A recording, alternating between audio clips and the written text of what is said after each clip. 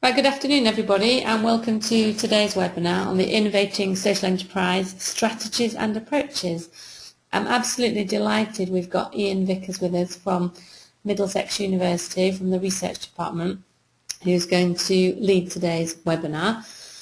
As usual, we're recording the webinar and we'll be able to share the slides with you afterwards. But without any further ado, I'm going to hand over the controls to Ian, and in a couple of minutes you will hear Ian's voice and you will see his slides. So sit back and enjoy the webinar.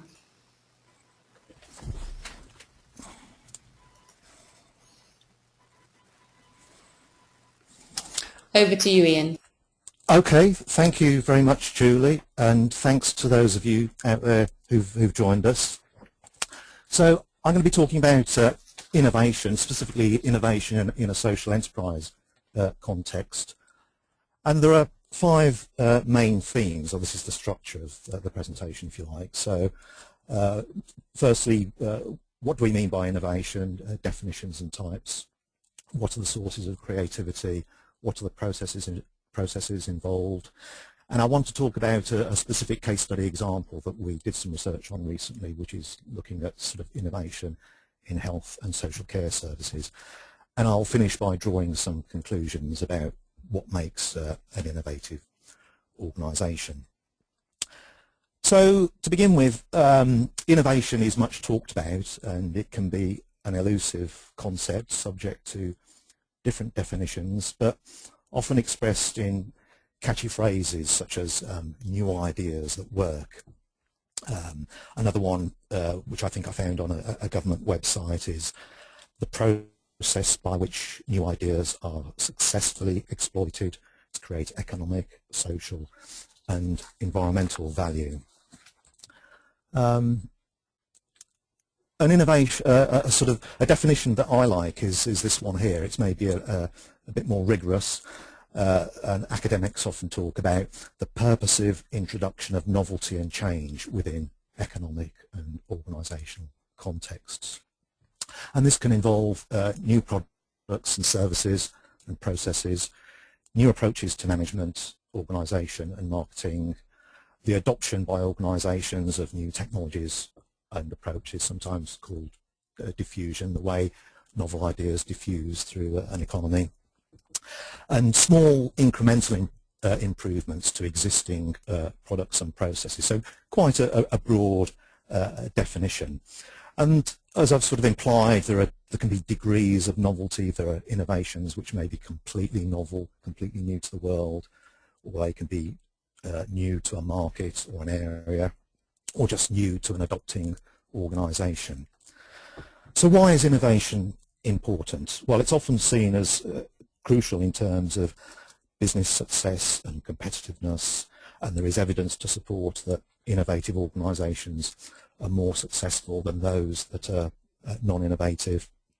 It's also seen as important in terms of economic growth, national competitiveness and productivity, and also in terms of social and environmental needs and new ways of addressing these. And there's also a strong link to the role of the entrepreneur. There was a well-known Austrian economist, Joseph Schumpeter, was a great theoretician of innovation, and he wrote about sort of waves of creative destruction sort of as a result of new innovations introduced by entrepreneurs sweeping through the economy, and the need for sort of sweeping away old ways of doing things and sort of instigating new approaches. But it's important to note that innovation is not easy, particularly that which is more significant or novel in nature, and also that it necessarily entails experimentation and risk of failure. So not all innovations are successful. I would also argue the need for a critical perspective that innovations can have varied impacts, including consequences that are unanticipated or unintended, and that may be negative for some groups and for the environment. In fact, we might argue that many successful innovations are of questionable social utility, maybe even socially useless. And I'm thinking, for instance, of maybe innovation in financial services, which has had perverse economic and social consequences, it could be argued, in recent years. So, moving on to, I want to look at what are the spaces for innovation for organisations and for entrepreneurs. And I think this is quite a useful way, this diagram is a useful way of understanding the spaces for innovation. It comes from a book by Besant and Tidd, Innovation and Entrepreneurship, which is a very good book, and it includes a section on social entrepreneurship, and I use it in my teaching. And there's an important distinction to be made here between incremental and radical innovation. So incremental, as it sounds, small changes to existing products, services or processes, generally relatively easy to implement. On the other hand, radical innovation involves greater risk, but also potential for significant, rather than say marginal, improvement in welfare, and but is also likely to be more disruptive to established ways of doing things. An example of a radical innovation is maybe personal computers in the 1980s, causing a radical and disruptive shift in how computers are used. And there's a key tension between the drive to exploit and improve existing products and services to enable incremental innovation versus the more creative exploration of new opportunities to foster radical innovation. So this diagram gives the different dimensions, and at the top in particular there's sort of the paradigm dimension, new mental models, new ways of doing things, and which at the same time can still be sort of incremental or radical in nature, and also innovation in processes and position and products and services.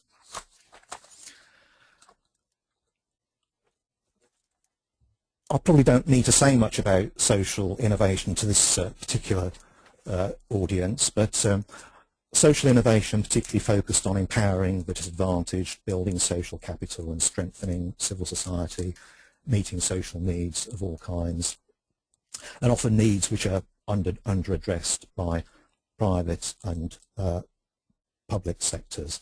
And again, the theme of disruptive change here, and whether innovations, social innovations, are incremental or more radical and disruptive in nature. And particularly the more radical and challenging innovations obviously need a lot of passion and motivation in terms of changing the system and rewriting the rules, developing new ideas and engaging in other networks. Next, I want to look at where do ideas come from?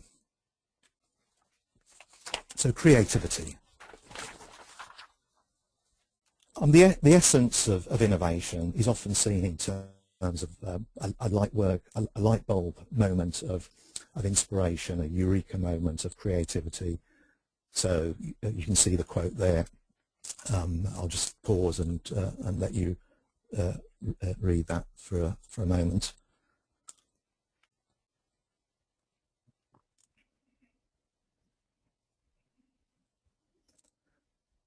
So creativity is about meaningful new connections, new and unusual possibilities, and looking at alternatives.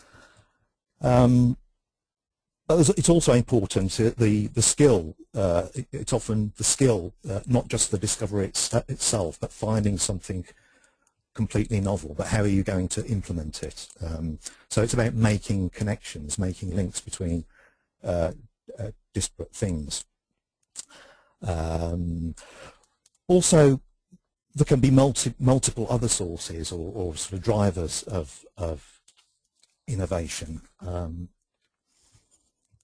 So as well as inspiration, the eureka moment, there are these other potential drivers, so market or needs pull, necessity and consumer wants, maybe shown by market research, and possibly the involvement of user communities in co-production, particularly in innovation, which is more social in nature.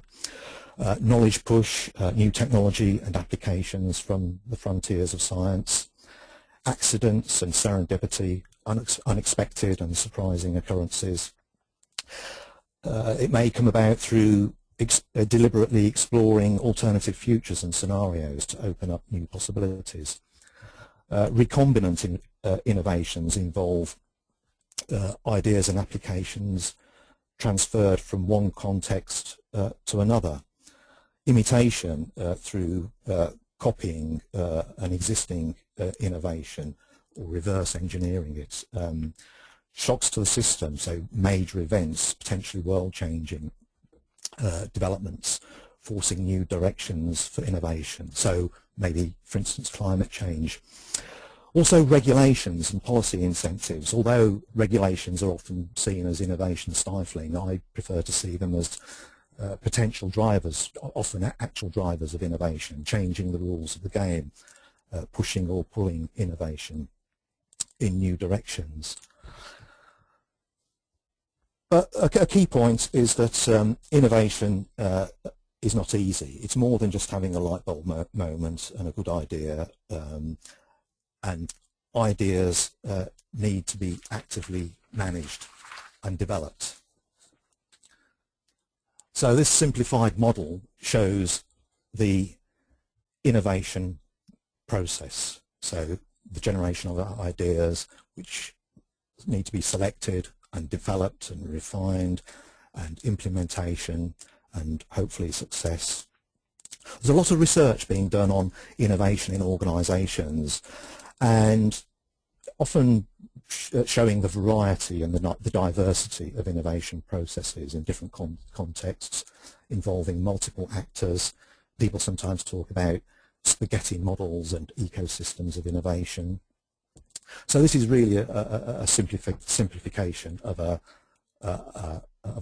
really a much more complex reality. And the research that's been done on innovation also emphasises the importance of leadership, strategic direction and clarity, the importance of having resources, the skills and the abilities to develop and implement innovations, the importance of the potential role of staff and frontline staff and users, and calculated risk-taking.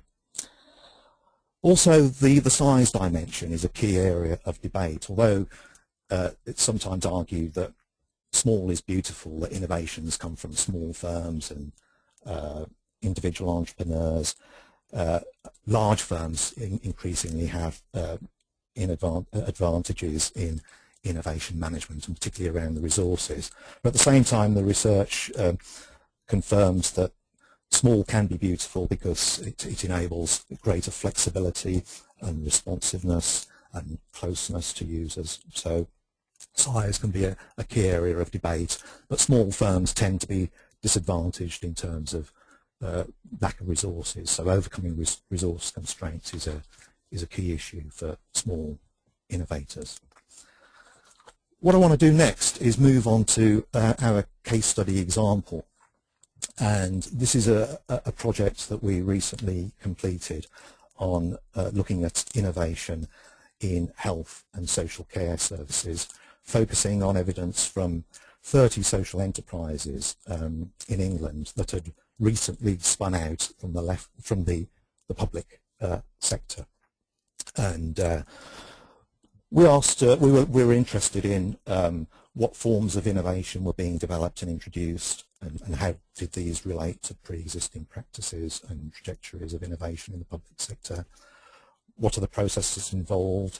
Who were the originators and enablers of new ideas? And what were the key external influences, both enabling and constraining? And we conducted lots of interviews and focus groups with leaders and managers and key staff and service users and external stakeholders. So I hope to give you a few of the insights that we've pulled from this research in a condensed way.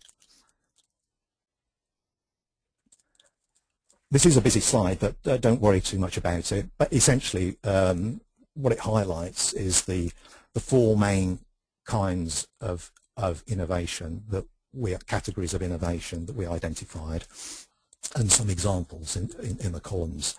So We identified 134 innovations, and the four categories: organisational, new forms to facilitate social enterprise ideals of democratic governance and decision making, and the greater involvement of staff and communities and service users, and also to further organisational flexibility and business growth. The second category, improvements to existing systems and services. So I spoke earlier about incremental.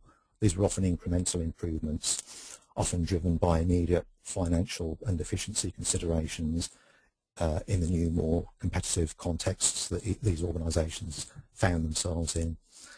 And also improvements to existing services, so the better delivery of existing services, more integration and team working and so on. The third category, new treatments and well-being services, often driven by the need for more preventative approaches in order to reduce reliance on expensive acute medical treatments.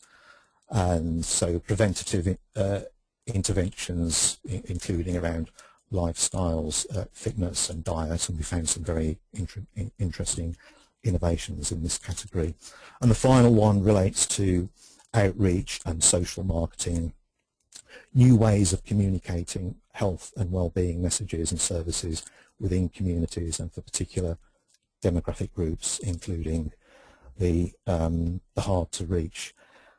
In terms of the degree of novelty of the innovations, we assessed that about 16% of the organisations could be said to be completely novel. The rest generally involved, they were new to the market or to the service area and new to the organisation, but they often involved creative adaptation to the new circumstances. Okay, so that gives an idea of the sorts of innovations that were involved. Moving on now to the innovation, the processes. So we looked at the processes by which these innovations were introduced, beginning with the problem identification or the opportunity identification, the generation of ideas, selection and development, the piloting of the new approaches or the new services, and the implementation stage, and what were the lessons, what were the outcomes of this.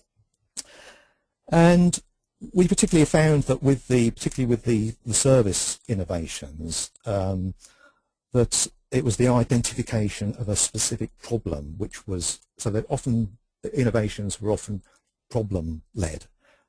So there was a need to rethink or to address failures of existing provision in healthcare and health services. And the local commissioners of public services were often key here in terms of prioritising particular problems and sharing these problems with social enterprise leaders and encouraging them to develop new models of care for testing, and encouraging organisations to explore issues and rethink existing approaches. Similarly, ideas or problems were being fed to the social enterprises from GPs, hospital services, and partners in the voluntary sector, also local authorities wanting perhaps to offload services. We also found that often it was the guiding vision of leaders that was important in terms of stimulating and shaping the nature of innovation. So, for instance, in one organisation, one of the leaders was particularly interested in overcoming the addictive and what he saw as the addictive and clinicalising nature of many existing services and models of care, and promoting alternative paradigms in prevention medicine was a concern of a number of social enterprise leaders. And some of the organisational and systems innovations were more driven by immediate financial and cost-cutting, cost-consciousness in the new organisational cultures. In terms of the sources of innovative ideas, this was quite interesting. A common theme, because we conducted all these interviews, was the conversations and dialogue between the multiple people involved, often in quite varied circumstances.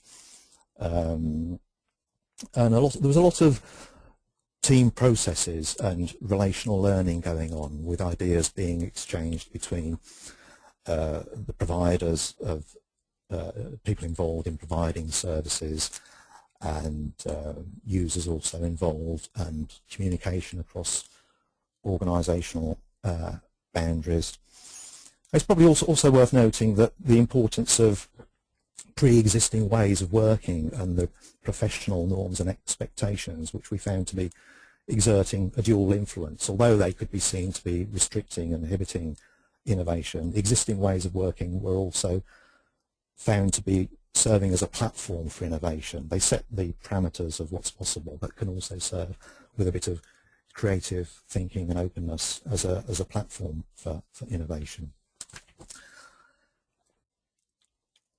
Staff and service user interactions were very important. So particularly the intensified understanding of need from experiences that staff had working with patients and clients. As the quote says at the top there, practitioners who have a passion sort of championing the new approaches, and often in close dialogue with service users who were sharpening understandings of their needs, telling the providers what they wanted of the service.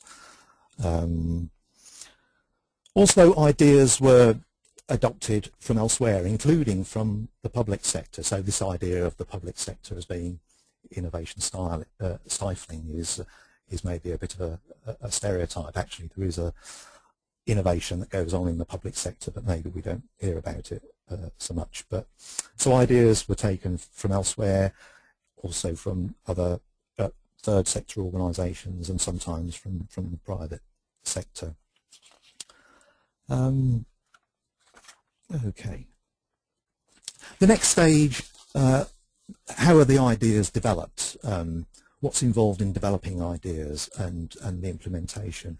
And we were particularly interested in the difference between when the people involved were part of the public sector and the new situation as independent social enterprises. And what came through very strongly was the fewer bureaucratic obstacles. Although there is innovation in the public sector, it's often quite slow to introduce, and in these new contexts the organisations were generally able to be more agile and responsive and to implement ideas more quickly. The ideas were still very much subject to internal scrutiny and testing, particularly some of the more ambitious ideas before resources could be committed, involving the executive teams, board meetings and staff forums. But there was a very strong commitment to giving new ideas a chance in a way that is perhaps less likely to be tolerated in other contexts and in the private sector, and different to how innovative ideas are often dealt with in the public sector. It's also important to note that there's a word we academics use, isomorphism, which means a sort of a tendency for sort of the strong shaping influence of the external context, and the tendency for things to be sort of shaped in particular ways, and particularly in healthcare, which is a very sort of regulated sector, and there are existing policy agendas and concepts, and there's regulations from government, the NHS, and the practices of professional groups and representative bodies. So there's still a lot of shaping of the ideas. They had to fit in with sort of some of these important external influences. In terms of funding and resourcing innovation, I mean, a key advantage of social enterprises was their ability to accumulate reserves or surpluses, which wouldn't have been possible in the public sector context, and to invest these maybe in researching and developing new ideas, investing in community initiatives. So that was an important sort of source of funding for some organisations. Also, the efforts of volunteers helping with new initiatives. Other sources included external fundraising, donations, grants and awards for innovation. But again, we found that local commissioners of public services were particularly important. Some were very cautious and risk averse, but others were very open to funding pilots and helping to develop an evidence base, and willing to sort of try things out and support experimentation.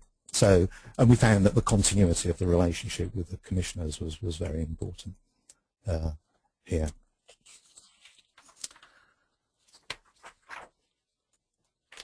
Right, partnership working and open learning. Some people talk a lot about open innovation, and that innovation can't simply be understood. I mean, you probably gathered this from what I've been saying anyway, but the importance of relationships with external sources of support and skills, collaborative working with, particularly around service innovations, often involved other agencies, other public sector agencies, community leaders and charity and voluntary sector providers. Also, university departments were involved in some cases in supporting R&D efforts. We found that partnerships with the private sector were less prevalent, but increasing in the new context. I think out of the 30 organisations that we looked at, about 10 had been developing significant relationships with the private sector. And partnerships are also important in terms of accessing capabilities and skills which may be lacking within the organisation on its own, particularly smaller organisations, and helping with R&D and bidding for larger contracts. However, we also found that in an increasingly competitive context that this creates challenges. So there are issues around sharing ideas in a competitive context, and the extent to which ideas can be protected. I mean, with the sort of innovations that are involved, they often can't be patented or protected. So, but there are issues around cooperation and sharing, and the extent to which competition, how that plays out in a more competitive context as compared to in the public sector. And there are also issues around size, and many of the organisations were seeking to grow, but there are issues around, not least because of in order to be able to sort of achieve economies of scale and to diversify and to sort of have more diversified and secure sources of income. But again, there are sort of advantages and disadvantages of growth and issues, and some were quite cautious about growth, or only wanted to grow within limits, and were suspicious of the potential compromises involved, and big was not necessarily seen as beautiful by some, and potentially as undermining the organisation's closeness and ability to respond to user communities and to develop cooperative local partnerships. So there were some tensions around issues around growth and diversification. So this is a slightly more complicated model of the innovation process in public service social enterprises. I mean, it's still a simplification, a generic model, but it tries to capture, it's a bit more realistic. So showing in the middle the linear sort of line of developments from problem identification to scaling up on the right, and ideas coming about through conversations, idea storming, scanning the external environment, selection and development of the best ideas, piloting and testing, viability testing, building support and trust in risk-averse systems. Bear in mind that in this particular sector, it's highly regulated and risk-averse, and some of that risk-averseness is also carried over into the organisation from the public sector context. So there's a lot of building support and trust in this context. And then scaling up adaptation of ideas to different contexts. It's innovations just simply plonked from one context into another are not necessarily going to work, so they need to be adapted. And if the ideas are unsuccessful or don't work, then they're abandoned, or you need to go back to the start of the process and rethink.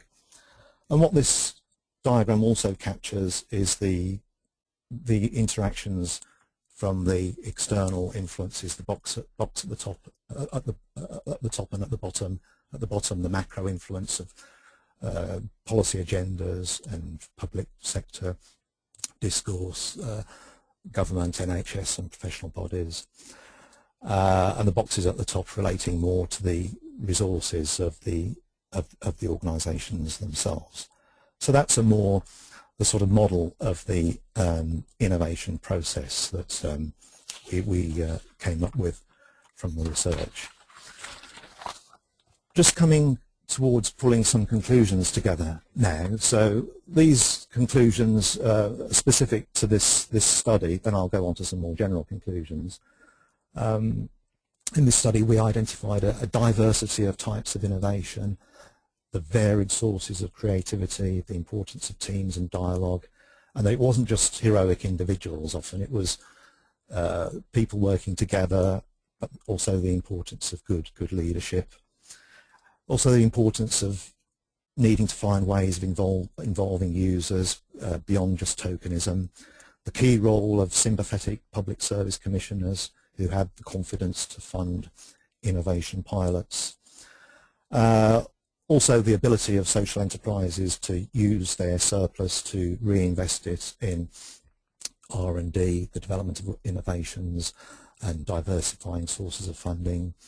The importance of partnerships, nurturing collaborative working in what are sometimes termed as ecosystems of innovation, the new ecosystems that are supportive of innovation in a sectoral and context. And also that many of these lessons we felt were relevant to the public sector, and we did find examples of where organisations had been feeding the lessons of their experiences back into the public sector.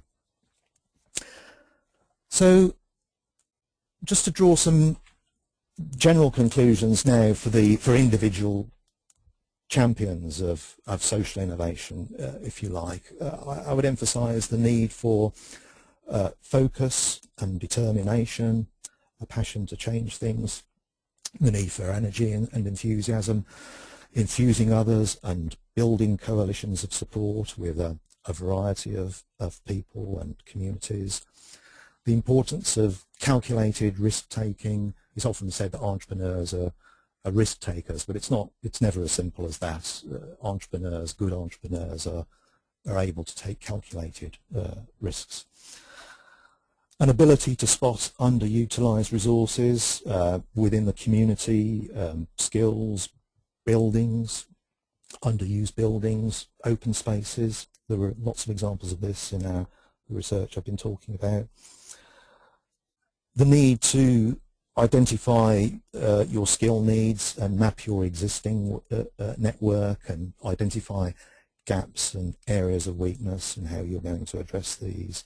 It might be related to market research, for instance, and here there's a need to identify what are the needs, what's the reality of the situation that you're aiming to address, and the opportunity involved. The importance of being able to mobilise low-cost options, perhaps using social media, networking, engaging potential funders and backers, crowdsourcing resources and knowledge, the need to critically review your plan and get expert help. Always get somebody to sort of if you've got a business plan which underpins your innovative idea. Also, when the innovation is implemented, collecting evidence of impact. You must be able to demonstrate what the outcomes are. But finally, being prepared to make mistakes and learn from failure. Very important, because as I said at the beginning, innovation is risky. A lot of innovations actually are introduced, but they do fail, or they're not fully successful. So the importance of learning from that experience. And as a general conclusion for the socially innovative organisation, often it's very dependent on having structures which are loose and organic, but where the main linkage is the strength of it's the shared purpose and the need for some structure to allow for effective implementation. And in the last slide, I've just tried to summarise the main elements of the innovative social enterprise. So the boxes at the top, the mission and strategy, the importance of resources, skills and capabilities, the role of systems and processes, the importance of organisational culture, leadership behaviour in engaging staff and so on, attitudes to creativity and risk, and also the importance of collaboration and open learning with users, customers, with partners and sources of support. And within the enterprise, the green sort of oval at the bottom, we found that often there are tensions in social enterprise around the social versus the commercial mission and commercial value, democracy and hierarchy, the need for direction, but also the need to engage and include staff, and between creativity and continuity.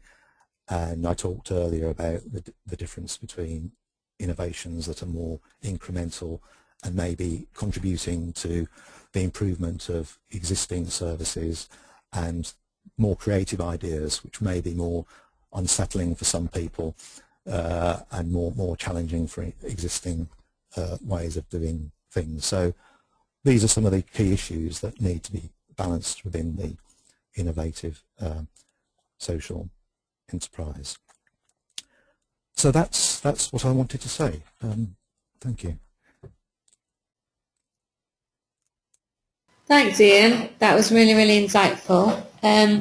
So I'll just pause for a moment to see if anybody's got any questions for Ian and they'd like to put them into the chat box. Whilst you think about any questions that you might have about today's webinar, and I'll just let you know that we have recorded the webinar and we will be able to send out the slides to you this afternoon, as well as the recording. The next webinar as part of the Unlimited series is on the 9th of July, and that webinar is all about using social media effectively. So I'll send out the link to that if you'd like to register for that one as well. So let me see if anybody has written any questions in. I'll just give you a couple minutes. If nobody has any questions right now, but think of anything later, I'd be very happy for you to email me any questions, which I can then forward on to Ian and come back to you if you've got any thoughts. So that would be no problem at all. It doesn't appear that there is any questions at the moment. I'll just literally give a couple more minutes to see if anybody has got any thoughts or anything burning they would like to ask. But I hope you found that today's webinar interesting and useful. It was certainly very insightful from my perspective, and great to be able to have Ian, and we've had various colleagues of Ian's from Middlesex University who've been sharing various insights. Their webinars are also on the Unlimited YouTube channel if you'd like to listen to any of those. So as it appears we don't have any questions at the moment, I think what we'll do is we'll probably end it for now. So Ian, I'd just like to say a huge thank you to you for today's webinar. It was really interesting and insightful, so thanks for today. Well, thanks for listening, and thanks for inviting me, Julie, and thanks to people for listening. And I'm happy to deal with any queries if anybody wants to contact me. If people have any delayed thoughts. Great. Yeah, that's super. Thanks, Ian. Yeah, there doesn't seem to be any questions right now. So so what we'll do is we'll end it for now, and I'll be in touch again with the recordings and the link. And yeah, thank you, Ian, and have a good day, everybody. So yeah, and a nice weekend. All right. Thank you. Thanks, Ian. Bye. Bye.